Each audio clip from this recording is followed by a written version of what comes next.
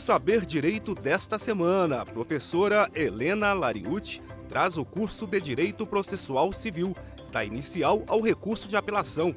Ela aborda detalhes sobre tutelas provisórias, petição inicial, defesa do réu, audiências cíveis, além das regras previstas em lei para a apresentação do recurso de apelação. A aula 1 começa agora.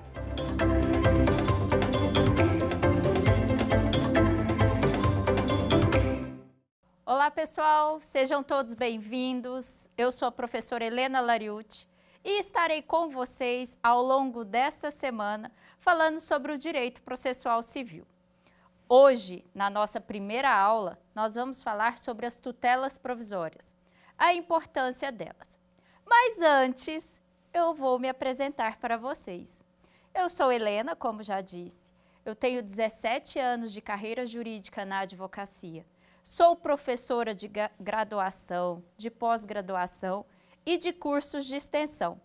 E também sou mestre em Direito. Eu tive a oportunidade de estudar o mestrado e indico a todos vocês que também o façam. Mas ainda não estou no doutorado.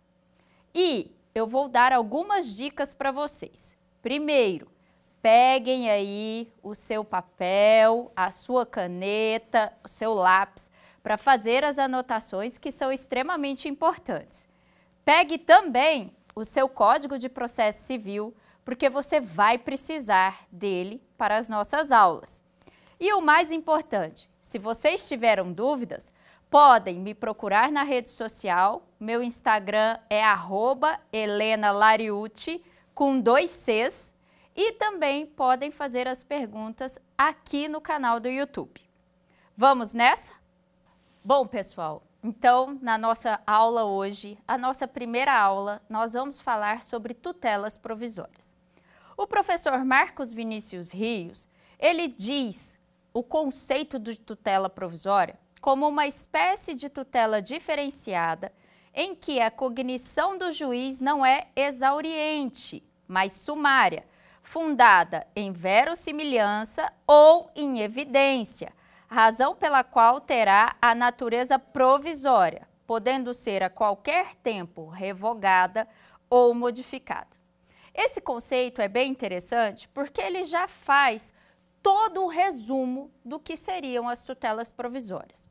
É importante a gente observar que na tutela provisória, o juiz não tem acesso ainda a todas as provas do processo, a todas as análises, a todos os fatos do processo, e ele vai fazer uma análise superficial, que é o que a gente chama de cognição sumária. A tutela provisória é um mecanismo processual que antecipa para uma das partes o direito dela, mas para que isso aconteça é preciso que se preencham alguns requisitos. E nesse ponto, o nosso CPC, o CPC de 2015, ele traz, a partir do artigo 294, quais são os tipos de tutela provisória e como se dá a análise de cada uma delas. E aí, nós vamos partir de 2 pressupostos. O primeiro pressuposto que nós vamos analisar é se a tutela ela está embasada na urgência ou na evidência. E depois, posteriormente, os próximos pressupostos, nós vamos analisar o momento da propositura desta tutela provisória. Bom, quando a gente pensa na tutela de urgência, a gente tem 2 tipos de tutela. Aqui é chamada de antecipada e aqui eu dou uma dica para vocês. O professor Fred Dier Júnior, ele dá uma aula a esse respeito. E ele fala que para nos auxiliar, ele dá a dica de que, aonde estiver escrito no seu código a palavra antecipada, você risca e coloca a palavra satisfativa. E vai ser essa a palavra que nós vamos adotar aqui na nossa aula. Então, a tutela provisória de urgência, ela pode ser antecipada, /satisfativa ou cautelar. Já a tutela de evidência só tem um tipo e ela está descrita lá no artigo 311 do Código de Processo Civil. Nós vamos começar pelo artigo 294, quando ele diz, leiam aí e acompanhem comigo, a tutela provisória pode fundar-se em urgência ou evidência. E o artigo 295 diz que a tutela provisória, requerida em caráter incidental, independe do pagamento de custas. Neste ponto, é muito importante a gente analisar o momento em que a tutela pode ser requerida. O primeiro e mais conhecido é o momento incidental. O que é isso, gente? É fazer a peça e, durante a petição inicial ou ao longo do processo, você protocolar um pedido de tutela de urgência ou de evidência, dependendo da situação. A tutela, quando ela é requerida em caráter incidental, mesmo não sendo na petição inicial, não é necessário o pagamento das custas processuais, porque existe o preenchimento de alguns requisitos que nós já vamos analisar, que vão influenciar e isso pode mudar o andamento do processo. Geralmente, quando a gente fala em tutela, o pedido de tutela de urgência incidental ou a tutela de evidência, nós estamos falando de algo que aconteceu ao longo do processo ou que a parte já tem a posse, tá, da documentação necessária para apresentação em juízo. Bom, o artigo 298, ele deixa claro a necessidade do juiz dar uma decisão fundamentada. Nós ainda vamos analisar com mais cautela e com mais cuidado o que seria essa decisão.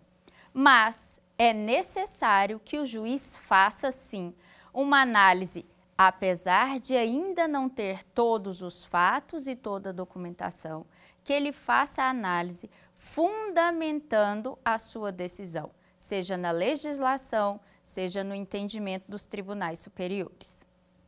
E aqui, o mais interessante, quando a gente pensa nas decisões fundamentadas, nós temos que lembrar lá do artigo 93 da Constituição Federal. Então, veja, quando se pensa em decisão fundamentada, além de estar na própria Constituição Federal, sob pena de nulidade, ainda está no artigo 489 do Código de Processo Civil. E ninguém quer uma decisão que possa ser anulada, não é mesmo? Então, é muito importante que, quando se requer a tutela de urgência ou de evidência, se analise a decisão proferida pelo magistrado para evitar alguma alegação de nulidade pela outra parte. E é mais comum do que a gente imagina que alguns magistrados acabam, em razão da própria urgência, deixando de fundamentar da forma como se deveria. E, gente, aqui é preciso que a gente faça um parêntese. Os juizados especiais, eles são regidos pela Lei 9.099. A Lei 9.099, ela tem como princípios a informalidade, a celeridade, a facilidade de acesso. Tanto é verdade que, dentro dessa legislação, sequer há a obrigatoriedade da presença do advogado nas causas de até 20 salários mínimos, viu? Mas óbvio que a gente indica que se contrate um advogado, porque ele é o profissional que tem o conhecimento e a capacidade, o conhecimento jurídico e a capacidade para poder defender melhor o direito do cliente.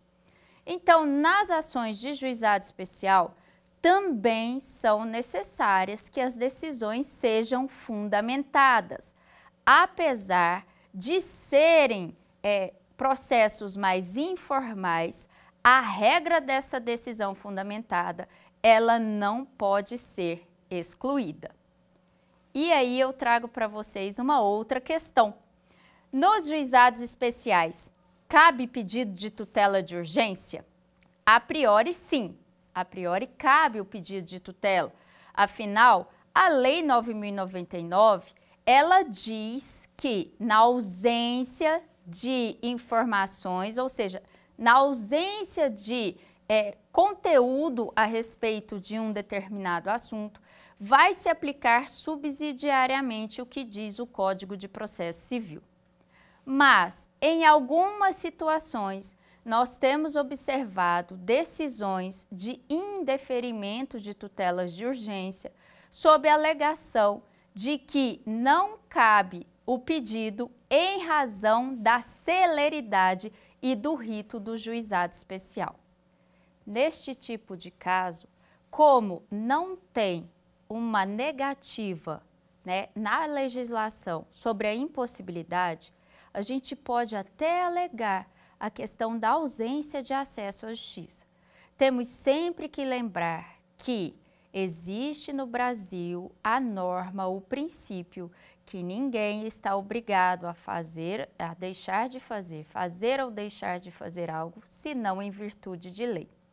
Mas, em muitos juizados do país, não se aplicam recursos, não são cabíveis recursos, e isso está na lei. Mas é interessante você observar no Tribunal de Justiça do seu estado, no regimento interno, sobre a possibilidade ou não de apresentação de recurso neste tipo de situação. No Distrito Federal, é possível a apresentação de agravo de instrumento contra decisões interlocutórias, desde que esteja caracterizado o risco ao resultado útil ou o perigo da demora. Ou seja, não são todas as decisões interlocutórias que podem ser recorridas nos juizados especiais do Tribunal de Justiça.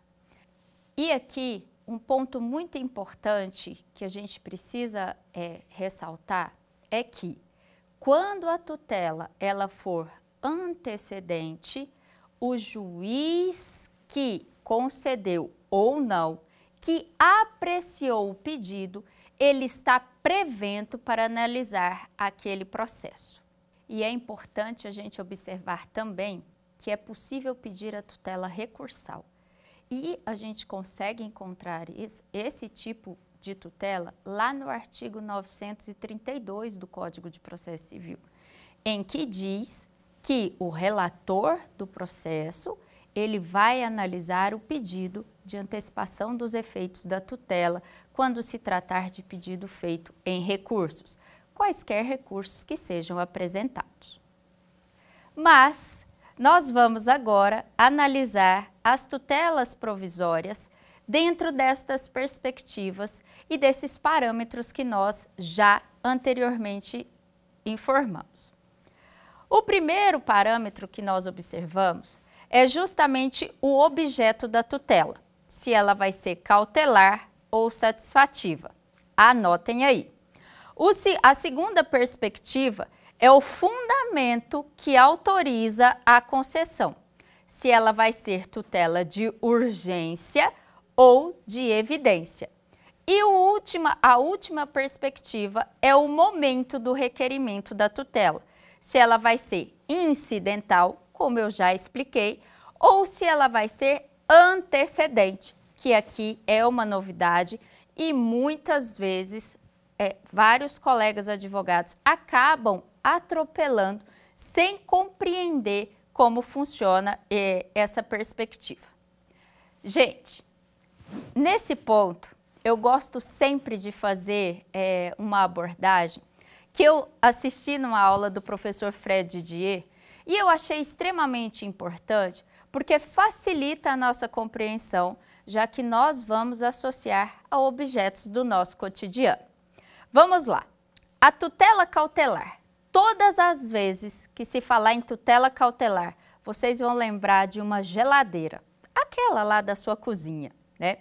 A tutela cautelar, ela vai se limitar a garantir a utilidade do pedido principal, sendo, portanto, desprovida de satisfatividade. Já a tutela de urgência, ela vai adiantar a tutela satisfativa, tutela de urgência satisfativa, ela vai adiantar os efeitos de um futuro provimento de mérito, permitindo a fruição imediata daquilo que só teria possibilidade de gozar após um longo percurso processual e de tempo. Nesse ponto eu vou fazer um parêntese. Antes do parêntese, deixa eu falar. Nós lembramos, né, eu disse que a tutela cautelar, vocês vão lembrar de uma geladeira. A tutela satisfativa, vocês vão lembrar de uma frigideira. Aquela que a gente frita o ovo ou que a gente, né, faz os alimentos lá no fogão. Gente, é importante quando a gente pensa na tutela satisfativa, a gente lembrar de alguns pontos extremamente importantes. O Código de Processo Civil, ele é tutelado pelo princípio da celeridade processual, tal qual, né, a própria princípio constitucional. Mas, muitas vezes, a celeridade processual, ou seja, o processo, né, tramitar de uma forma rápida, não é possível. E aí é necessário a análise dessa tutela satisfativa para evitar que o direito se perca com o tempo. E quando a gente fala em geladeira, em frigideira, é muito simples para se compreender. Vamos pensar aqui num pedaço de carne, para vocês que gostam muito, né? Quando você coloca esse pedaço de carne na geladeira, o que vai acontecer com ele? Ele vai ficar lá resguardado e, enquanto ele está lá na geladeira, ele não vai estragar. E enquanto ele está lá, se tem a disputa judicial para se descobrir quem é que é o dono daquele pedaço de carne. Mas, quando a gente pensa na tutela satisfativa, nós estamos falando de algo imediato.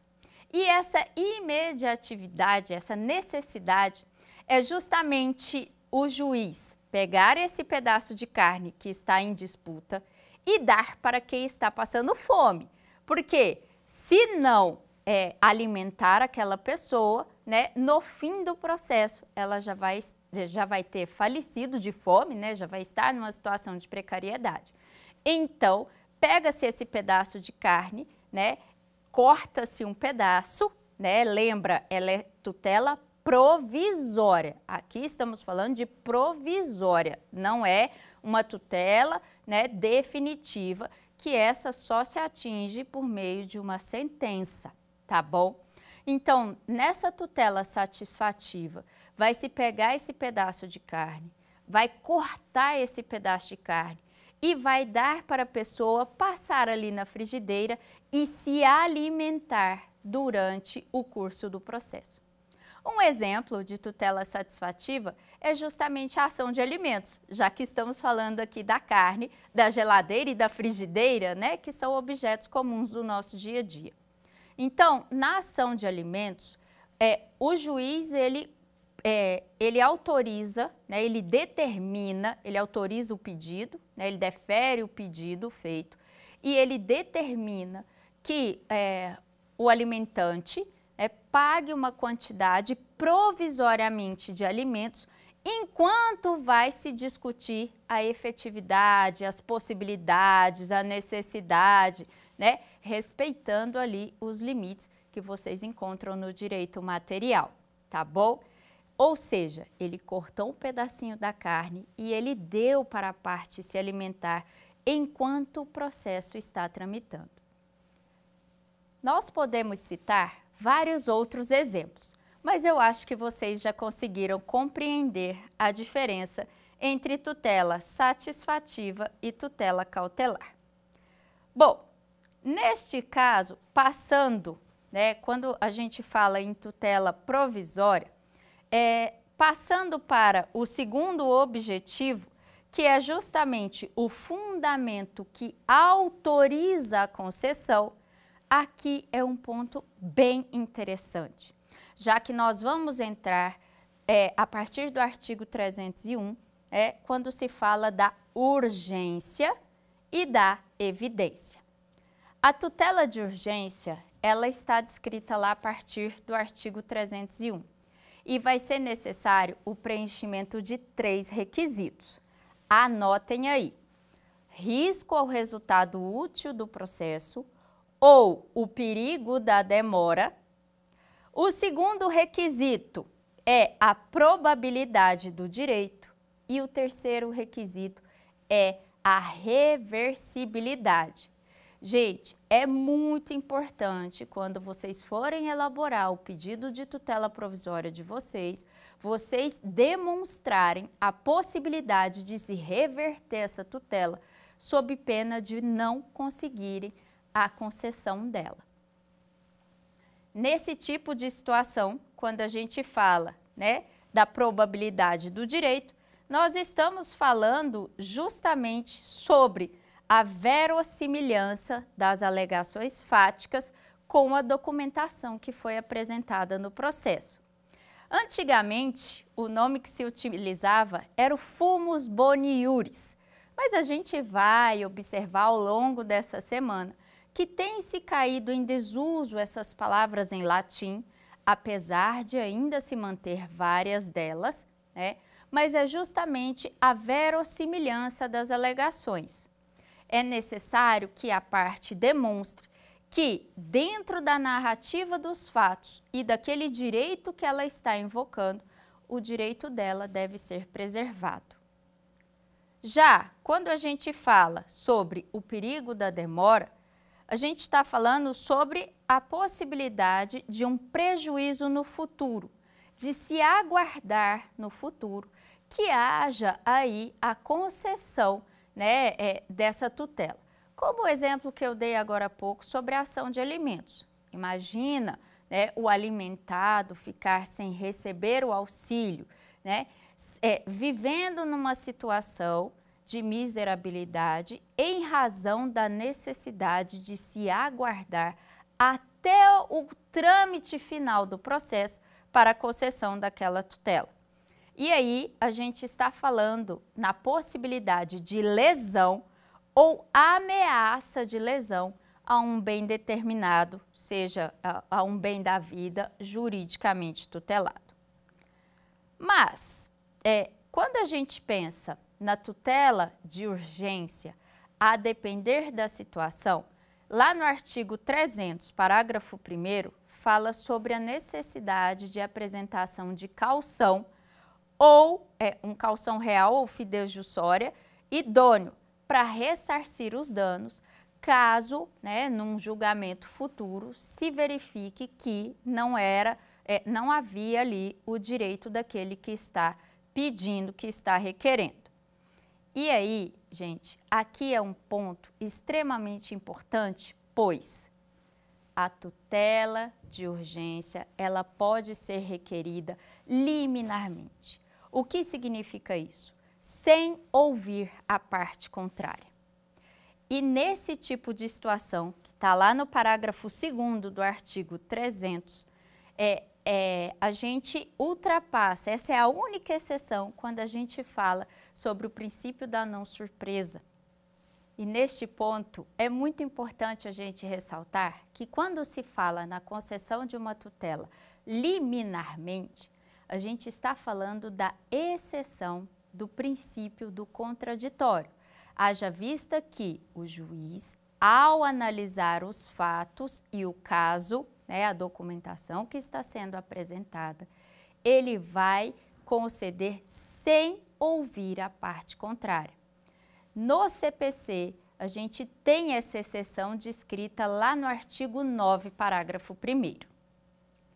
Mas, dando continuidade na tutela de urgência, já que aqui estamos falando, lembre-se, estamos falando sobre a urgência e a evidência. Vamos relembrar, na urgência, então, são necessários preenchimentos de 3 requisitos. Reversibilidade, ou seja, tem que haver a possibilidade de se voltar ao status quo antes da concessão da tutela, o risco ao resultado útil do processo ou o perigo da demora e a presença da possibilidade do direito. Já a tutela de evidência, que está descrita lá no artigo 311, a gente vai ter especificamente o preenchimento apenas de 2 requisitos. E aqui eu quero deixar para vocês que, antes de falar do preenchimento dos requisitos, quando a gente pensa em tutela de evidência, a gente tem que lembrar o conceito do professor Bruno Bodart, que ele fala que ela consiste na técnica de distribuição entre autor e réu dos ônus decorrentes do tempo de processo, que, baseada no alto grau de verossimilhança e credibilidade da prova documental apresentada, concede ao autor, em sede de cognição sumária, a tutela jurisdicional quando há demonstração prima facie da existência do seu direito, para que a morosidade judiciária não favoreça a parte a quem não assiste razão em detrimento daquele que a tem. Traduzindo, o direito do autor, o direito da parte, é tão bom, é tão bom, é tão bom, que não se tem o que discutir. E como é impossível, não existe no nosso ordenamento jurídico a possibilidade de julgamento, de mérito, procedência liminar, o legislador, ele trouxe a tutela de evidência. E, conforme a gente viu aqui no conceito do professor Bruno, na tutela de evidência, então, é necessário preenchimento apenas de 2 requisitos. Quais são eles? A probabilidade do direito e uma determinação ou uma autorização legal. Gente, tutela de evidência não tem a necessidade de demonstração de risco ao resultado útil do processo. Não tem a necessidade de demonstração de informações, sobre o perigo da demora. E aonde que a gente observa isso? Lá no artigo 311. Vamos ler comigo aqui, já que vocês estão com os seus códigos em mãos.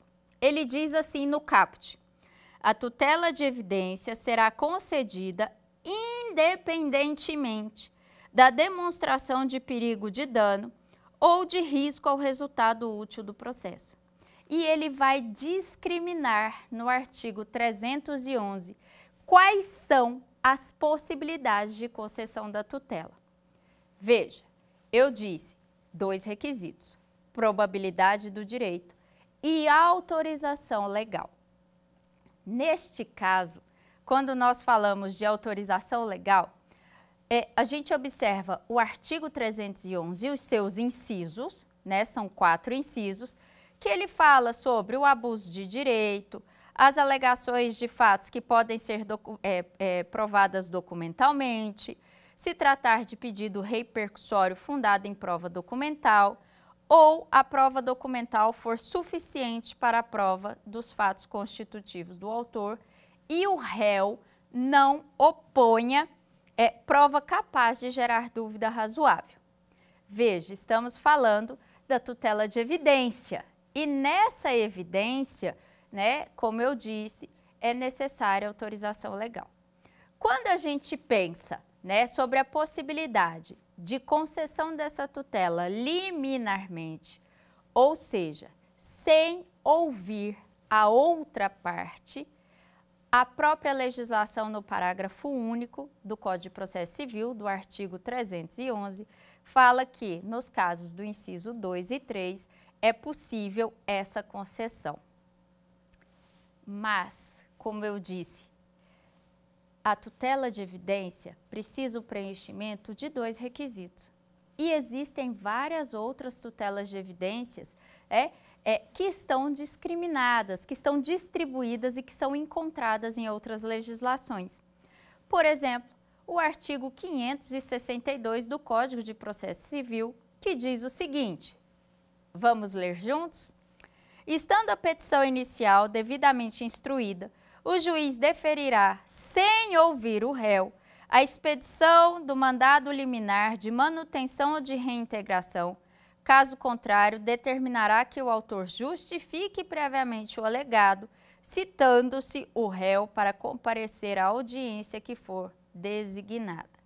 Veja, se a evidência não se encontrar documentada, conforme diz o caput do artigo 562, a lei determina que deverá se proceder com a justificação prévia. Então, preenchemos o requisito, a probabilidade do direito, que está provada, que está comprovada documentalmente, e a autorização legal.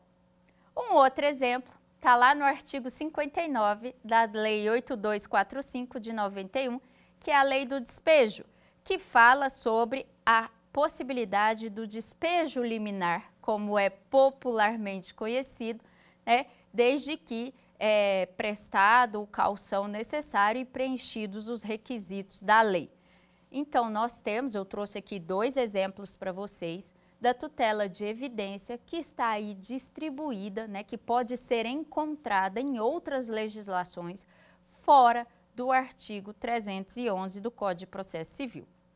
E óbvio que a tutela de evidência, né, a gente tem vários enunciados, tanto do FPPC, que significa Fórum Permanente de Processualistas Civis, como também de outros encontros que falam sobre as tutelas provisórias, tanto de evidência quanto de urgência.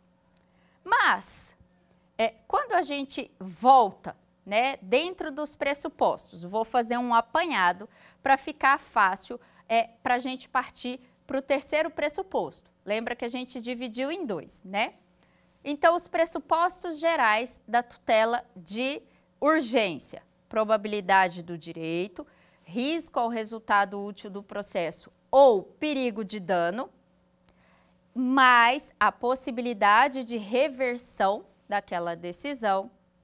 Na tutela de evidência, nós temos a probabilidade do direito e a autorização legal. E agora, a gente parte, portanto, para o momento em que se é requerido essa tutela. E aqui eu já dei um spoiler no início da aula, quando eu falei sobre o momento incidental. Em resumo, né, a tutela, quando ela é pedida em caráter incidental, ela é pedida seja na petição inicial ou ao longo do processo. Mas a grande diferença e a alteração legislativa é justamente quando se fala no caráter antecedente.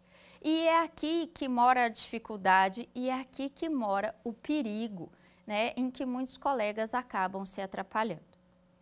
Quando a gente pensa na tutela antecedente, a gente tem que observar, primeiro, que ela pode ser satisfativa ou cautelar, independente disso, tá? Então, é uma tutela de urgência que pode ser requerida em caráter satisfativo ou em caráter cautelar.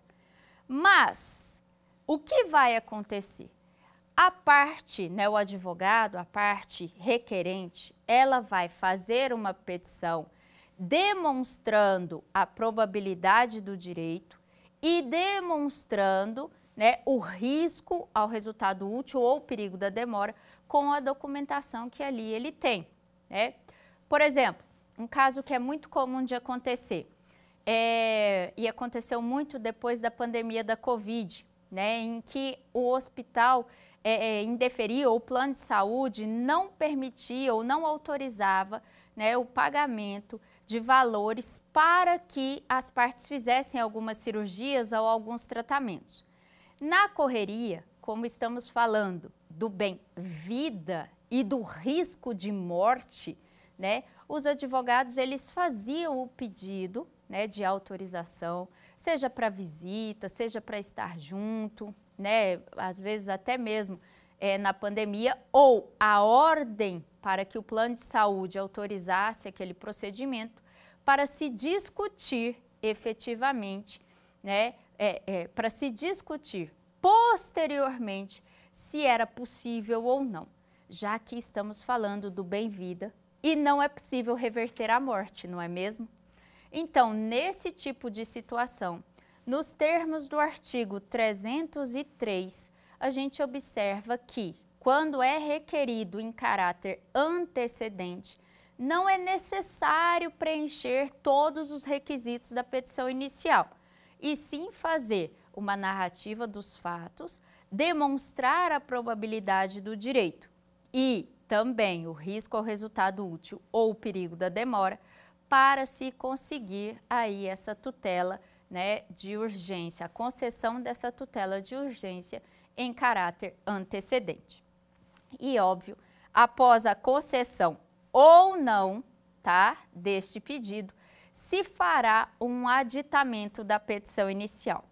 E a gente observa isso lá no artigo 303, quando ele fala que, leia aqui comigo, nos casos em que a urgência for contemporânea à propositura da ação, a petição inicial pode limitar-se ao requerimento da tutela satisfativa e à indicação do pedido de tutela final, com exposição da lide, do direito que se busca e do perigo de dano ou risco ao resultado útil do processo.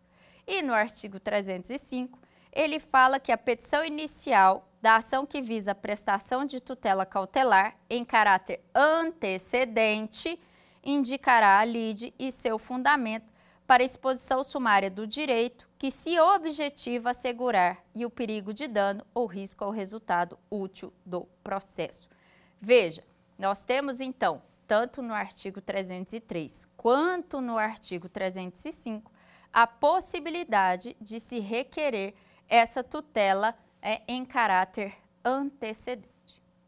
E aqui, gente, nós temos um ponto bem importante, lá do artigo 303, quando ele fala, né, sobre a necessidade do aditamento dessa petição, porque aí sim, né, nesse período, né, posterior à concessão da tutela, né, dar-se-á o tempo necessário para que a parte consiga a documentação, né, e se evite aí o risco, né, a perda do direito, o risco ao resultado útil, né, e também a caracterização do perigo da demora. Mas, um outro ponto, vocês observam esses detalhes, tanto no artigo 303 quanto no artigo 309, quando a gente está falando de tutela cautelar. Mas a grande diferença quando a gente fala sobre tutela provisória é naquilo que se chama de estabilização. E esse é o assunto que até hoje, apesar do CPC já ter 8 anos, 7, né, em vigor, 8 anos da sua promulgação, mais 7 anos de vigência, a gente ainda observa uma discussão sobre a questão da estabilização da tutela provisória. E eu vou pedir licença para vocês para que leiamos juntos o que diz o artigo 304. Ele diz o seguinte: a tutela satisfativa concedida nos termos do 303 torna-se estável se da decisão que a conceder, não for interposto o respectivo recurso. O que significa isso, gente? Significa dizer que há uma estabilização da tutela de urgência, né, quando não há a interposição do recurso. Muito se discute a esse respeito, haja vista que alguns tribunais têm entendido que a manifestação por meio da defesa, ela é considerada uma forma de se discutir a concessão daquela tutela. E aí é que entra a dificuldade, haja vista que a lei fala especificamente no caput do artigo 304 sobre a questão do recurso. Ela usa, a terminologia usada pela lei é recurso, mas nós podemos observar sim que se discute essas questões por meio de decisões nos tribunais que falam que fazem uma interpretação mais ampla do artigo 304. E aqui eu trago para vocês a seguinte questão: só é possível se falar em estabilização de tutela provisória de urgência quando estamos falando da tutela satisfativa, tá? Por quê? Vocês imaginam uma carne né, eternamente na geladeira, em algum momento ela vai perder, não é mesmo? Então, não é possível haver a estabilização de uma tutela provisória quando a gente pensa nas tutelas cautelares. Tanto é verdade que a própria legislação sequer fala disso, né, no Código de Processo Civil. É muito claro e muito específico apenas no artigo 304. Bom, dando continuidade, no caso em que há uma estabilização, né, dessa tutela, ou seja, não foi apresentado o recurso, o processo ele vai ser extinto. E aqui é onde entra a nossa dificuldade quando a gente pensa em estabilidade, né, da tutela provisória, justamente porque quando se dá essa interpretação, né, de que a apresentação de contestação ela impugna, né, ela se discute, né, a efetividade da tutela, a gente está falando de uma contestação, olha a situação, nós estamos falando de uma contestação ao pedido de tutela. Veja, o réu ele é citado para cumprir aquela tutela e nesse prazo ele vai ter que apresentar o recurso. Muitas vezes ele já apresenta a contestação àquele pedido. Todavia, no mesmo prazo, o autor é intimado para aditar a petição inicial. Então, é uma situação que pode sim trazer uma certa dificuldade e muitas vezes causar um tumulto processual. Por isso que a indicação, né? Muitas vezes os alunos perguntam, né? Professora, eu tenho que recorrer de todas as decisões? Gente, isso vai depender muito do interesse do seu cliente. E aqui a gente pode falar, né, um exemplo, né?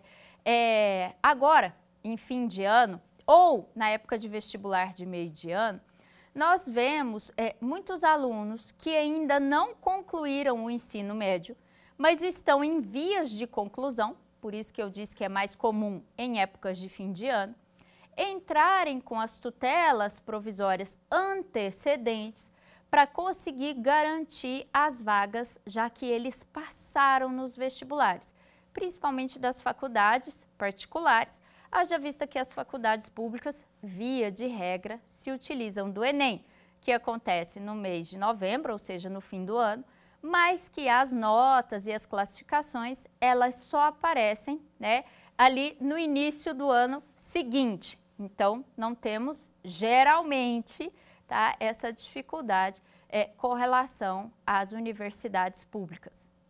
E as empresas, as universidades particulares, elas não têm interesse em recorrer desse tipo de decisão, porque é interesse delas que o aluno se inicie ali, né, que estude ali na faculdade. Então, para elas, né, não é interessante recorrer da decisão, se estabiliza a tutela, né, e os ônus sucumbenciais muitas vezes acabam ficando mais em conta, já que quando a gente pensa numa disputa processual, né, um processo, a gente também tem que lembrar dos ônus sucumbenciais. Mas aí é importante a gente lembrar, e aí eu convido vocês a pegarem o Código de Processo de vocês. Acompanhem comigo. Lá no artigo 303, parágrafo 3º, ele diz o seguinte, que a tutela de urgência, artigo 304, parágrafo 3º, ele diz o seguinte, que a tutela concedida em caráter antecipado conservará os seus efeitos enquanto não revista, reformada ou invalidada por decisão de mérito proferida na ação, que se trata o parágrafo 2º. Ou seja, ela está estável. Se não houve, né, a apresentação do recurso, não se prosseguiu o processo para que tivesse uma decisão de mérito, ela mantém-se estável. E o parágrafo 4º, ele prossegue da seguinte forma: qualquer das partes poderá requerer o desarquivamento dos autos em que foi concedida a tutela, né, para instruir a petição inicial da ação a que se refere o parágrafo 2º, prevendo o juízo em que a tutela em caráter antecipado foi concedida. Gente, veja a importância quando a gente estuda a questão da estabilização da tutela, porque isso é uma estratégia processual para vocês apresentarem para os seus clientes.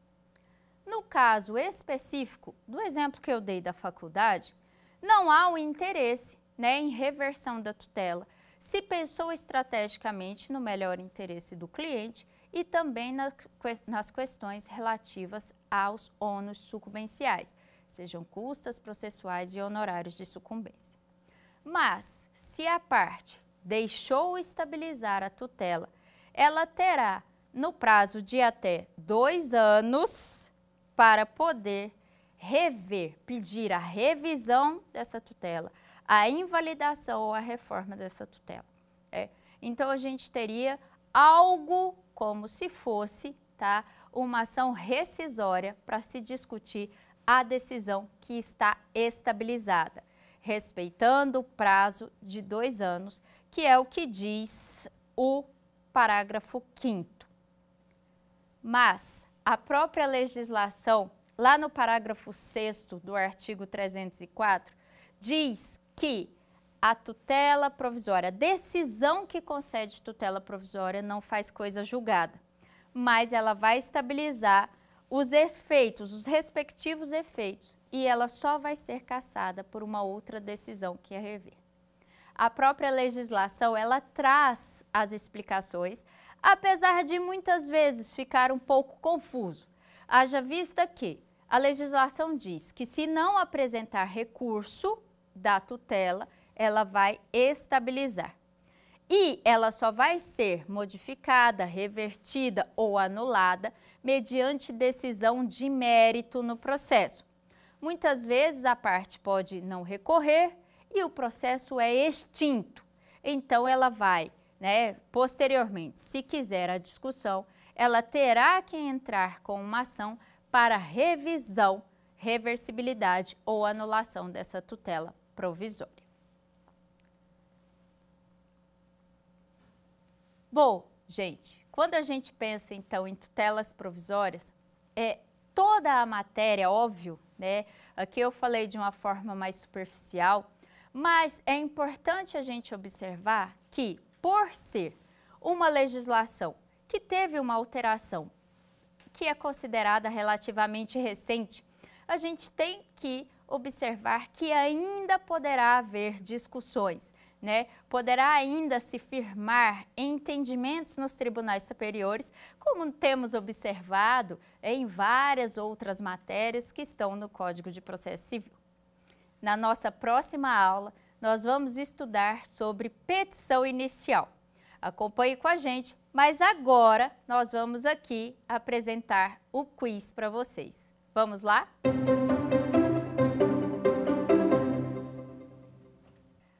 Pergunta número 1 do nosso quiz. Teremos 3 perguntas. Vamos lá. Juliana ajuizou ação declaratória de inexistência de débito cumulada com indenização por danos morais, com pedido de antecipação dos efeitos da tutela para retirada de seu nome dos órgãos de proteção ao crédito em face da BG Financeira S.A., com quem mantém contrato de empréstimo bancário. A autora instruiu a inicial com os comprovantes de pagamento das prestações que atestam a pontualidade no cumprimento das parcelas do empréstimo.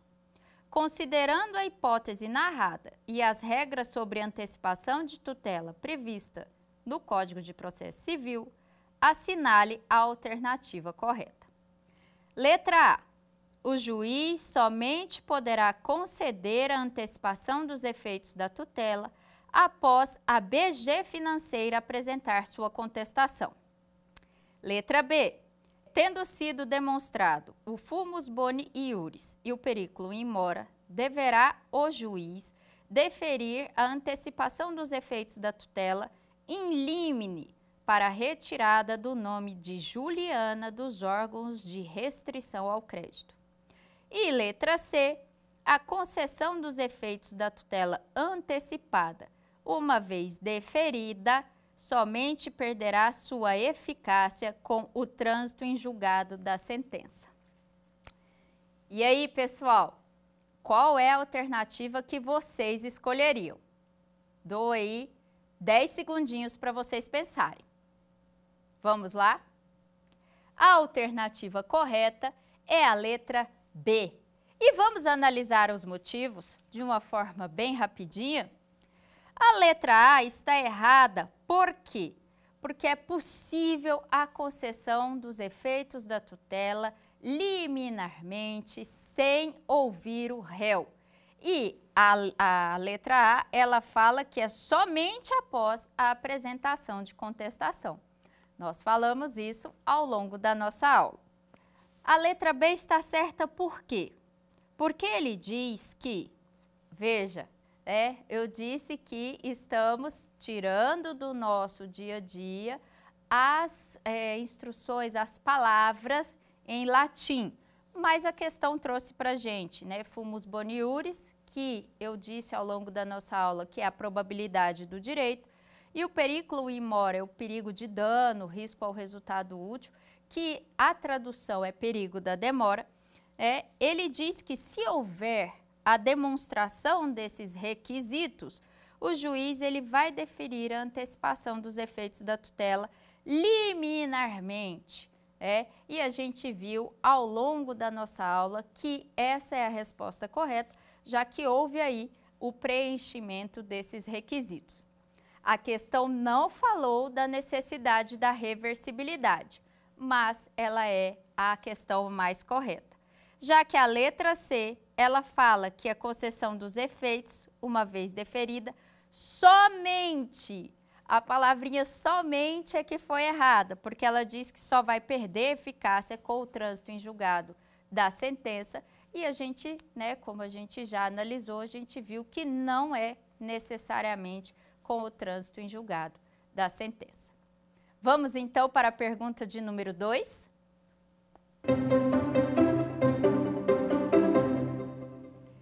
Acompanhem comigo.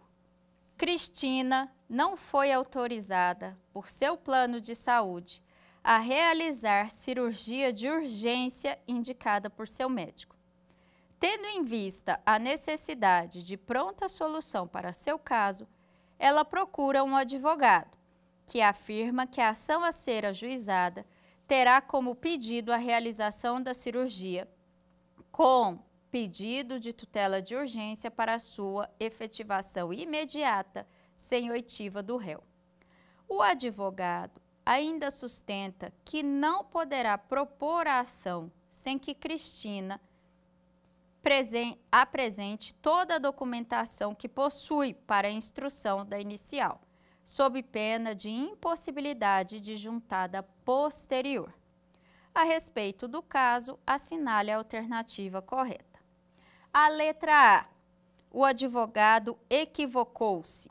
Trata de tutela cautelar e não satisfativa, de modo que o pedido principal terá de ser formulado pela autora no prazo de 30 dias nos mesmos autos. Letra B. O advogado equivocou-se. A urgência é contemporânea à propositura da ação, pelo que a tutela satisfativa pode ser requerida em caráter antecedente, com a possibilidade de posterior aditamento da petição inicial. E letra C, o advogado agiu corretamente. A petição inicial é o momento correto para a apresentação dos documentos. E aí, pessoal, qual é a alternativa que vocês acreditam ser a correta? Vamos lá, 5 segundinhos. Bom, a resposta correta é a alternativa B. E ela está correta por quê? Acabei de falar isso no finzinho da nossa aula, quando a gente falou sobre o momento da propositura do pedido de tutela provisória de urgência. Quando demonstrado que a urgência ela é imediata e é necessária para se evitar a perda do bem, juridicamente tutelado, é possível sim a propositura da ação com uma tutela, né, em caráter antecedente, aonde vai se narrar os fatos, vai indicar o possível pedido principal e vai indicar a necessidade ali da urgência daquele deferimento. E essa tutela, ela pode ser requerida sem a oitiva do réu. A letra A, ela está errada, haja vista que a tutela cautelar e não satisfativa, né, que o pedido deverá ser formulado no prazo de 15, 30 dias nos mesmos autos, a legislação ela fala de forma diferente. E a letra C, ela está equivocada já no início, né, quando diz que o advogado agiu corretamente, porque ele não agiu, conforme a gente já viu, já que a petição inicial é o momento para a apresentação dos documentos. Todavia, quando estamos falando de tutela de urgência, né, tutela provisória, respeitados os requisitos, é possível sim se requerer ela em caráter antecedente, em uma petição um pouquinho mais simples. Muito bom esse quiz, hein? Vamos para a nossa última pergunta.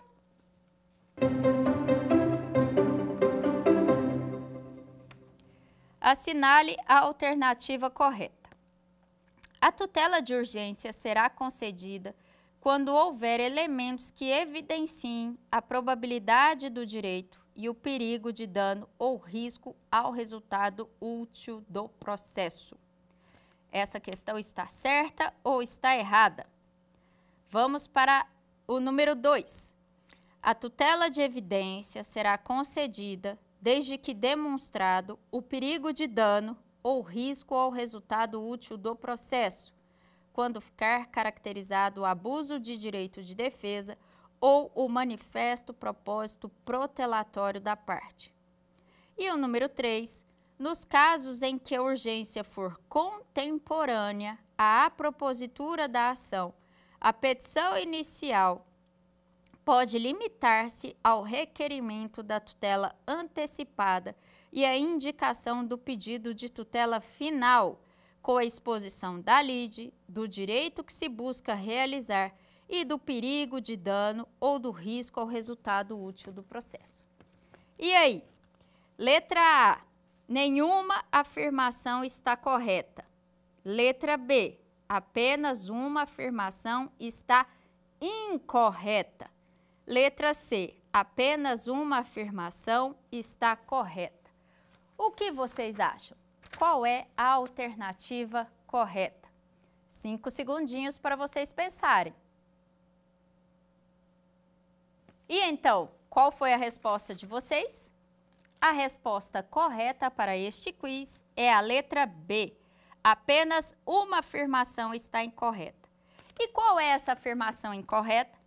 É a número 2, quando diz que a tutela de evidência será concedida desde que demonstrado o perigo de dano ou risco ao resultado útil do processo.